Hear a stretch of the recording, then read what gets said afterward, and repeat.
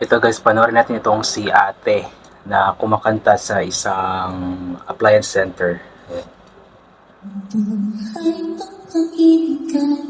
Ang lamig ng boses. Maraming ganda. Ang mga ulang tayo dapat kong ay inupang maglaho ang ating nagpapangong sa aking pag-ibig. Ang ganda ng boses kahit pabulong. Nanginginig pang dapat mahalin. Anong kailangan kong gawin upang pag-ibig ay maramdaman? Kahit lang saglit ang ang mayroon sila na hindi magtatapuan sa aking nakumaka ay Parang siyang Carol Banawa na boses. sa kanilang pangingin. Ako ba ay may pagkukulang na dapat makuha? Ako ba ang may puisila sa akin? Galing yan, no? Yung pabulong yung boses, ang napakalamig pakinggan. Pag-ibig silang makita, pag-ibig na inaasam nila. Ba't kahit tagal ko nang naghihintay, ngunit di na walang dumarating. Hindi malamig na hangin, ano ba ang mayroon sila na hindi matatapuan sa akin na kunaba ay kakaiba sa kanilang pangin. Ako ba ay may makukulang na dapat makunan?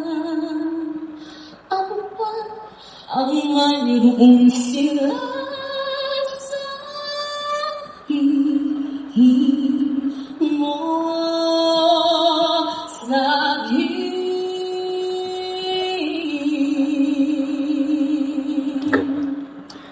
Ang kantang ito ay Sabihin Mo Sa Akin. Ano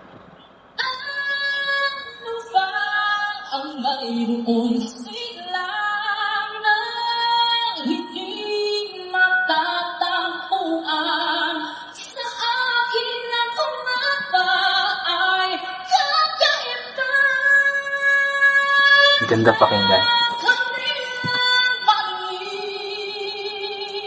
Ako ba ay may pagkukulang na dapat makunan?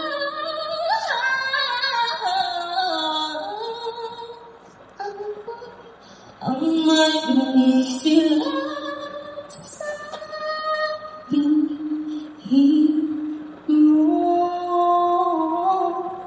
sa akin? Ang galing. Daming fans. Daddy!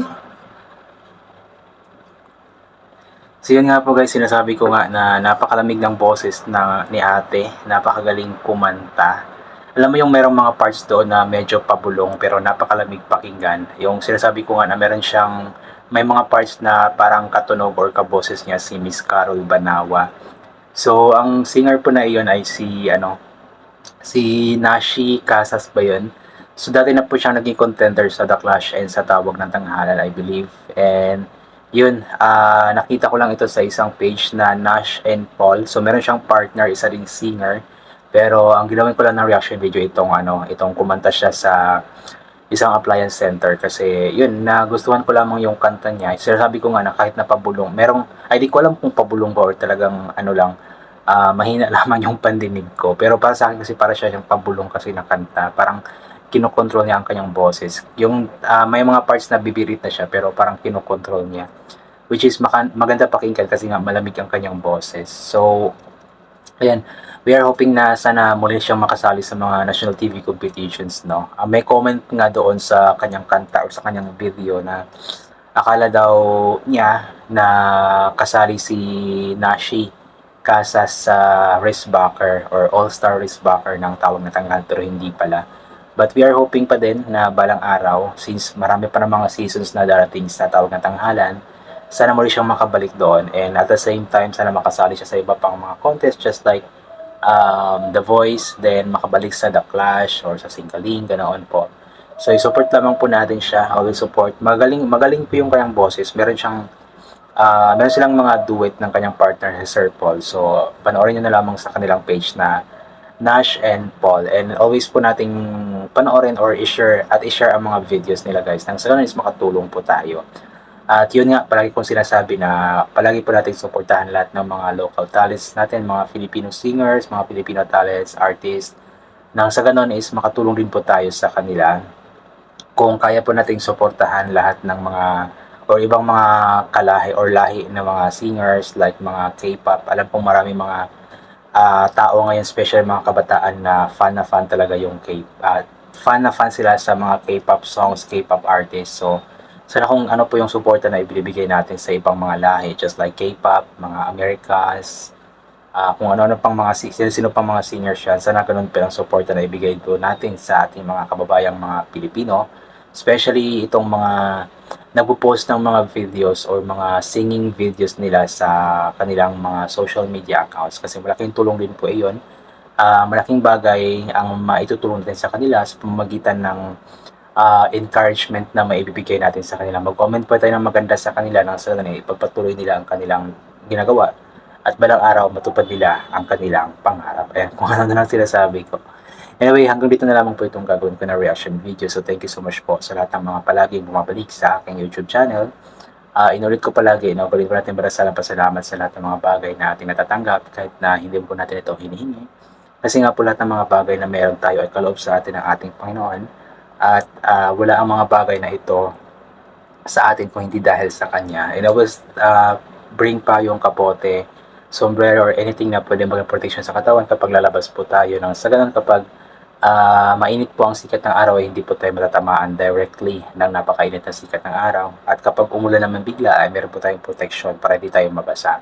And always take vitamin C nang sa ganun is maboost po ang ating immune system at di po tayo natatamaan basta-basta ng kung ano-ano mang mga sakit-sakit. Especially ngayon na napaka-pangit ng panahon, iba-iba yung panahon yun, napakainit tapos bigla-bigla na lamang umuulan. Ayan, so yun guys, hanggang dito na lamang po. God bless and bye for now po.